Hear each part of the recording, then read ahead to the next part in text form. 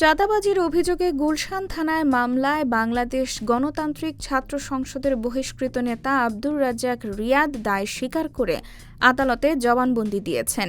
তিনি বলেছেন, চাঁদাবাজির 10 লাখ টাকা আমি ও অপু সমান ভাগে ভাগ করে নিয়েছি। আমি গরিবের ছেলে, তাই টাকার লোভ সামলাতে পারিনি।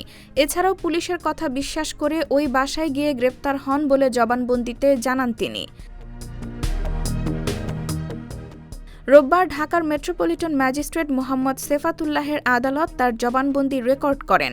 জবানবন্দিতে রিয়াদ জানান, বিভিন্ন সময়ে ফ্যাসিবাদী লোকজন গ্রেপ্তার করার ক্ষেত্রে পুলিশকে সহযোগিতা করেছেন। ঘটনার দিন 17 জুলাই রাতে তিনি বৈষম্যবিরোধী ছাত্র আন্দোলনের সিনিয়র সহসভাপতি জাকির হোসেন মঞ্জুরের ফোনের মাধ্যমে গুলশান জোনের ডিসির সঙ্গে যোগাযোগ করেন।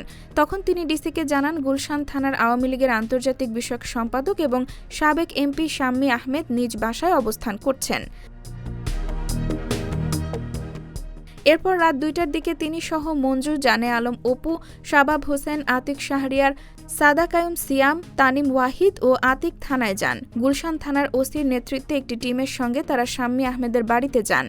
তবে শাম্মীকে বাসায় না পেয়ে সকাল 7:30টায় তারা ফিরে আসেন। পুলিশের সঙ্গে অভিযান শেষে অপু রিয়াদকে বলেন ওই বাসা থেকে তিনি শাম্মীর এয়ারপড নিয়ে এসেছেন। পরে তারা দুজন সকাল 10টার দিকে এয়ারপড ফেরত দেওয়ার অজুহাতে আবারও ওই বাসায় যান। তখন অপু পানি খাওয়ার কথা বলে ওই বাসায় প্রবেশ করেন। তখন অপু বাসায় থাকা শাম্মীর স্বামীকে বলেন, শাম্মী বাসায় আছেন, আমরা তাকে পুলিশে দিয়ে দেব। তখন শাম্মীর স্বামী ভয় পেয়ে তাদেরকে টাকা অফার করেন। তখন অপু 50 লাখ টাকা দাবি করে, কিন্তু এত টাকা বাসায় নেই বলে জানান শাম্মীর স্বামী। পরবর্তীতে 10 লাখ টাকা নিয়ে চলে আসেন এবং সমান ভাগ করে নেন তারা। এদিকে জবানবন্দিতে রিয়াদ আরও বলেন, পরবর্তীতে 26 জুলাই বিকালে চাঁদার বাকি 40 লাখ টাকা আদায় করতে ইব্রাহিম হোসেন মুন্না, সিয়াম, সাদমানকে ওই বাসায় পাঠাই। আর আমি গুলশান মোড়ে অবস্থান নেই। পুলিশ ফাঁদ পেতে আমাকে ওই বাসায় যেতে বলে। তখন পুলিশের কথা বিশ্বাস করে ওই বাসায় যাই। তখন পুলিশ এসে টাকাসহ হাতে নাতে আমাদের গ্রেপ্তার করে। আমি গরিবের ছেলে, টাকার লোভ সামলাতে পারিনি।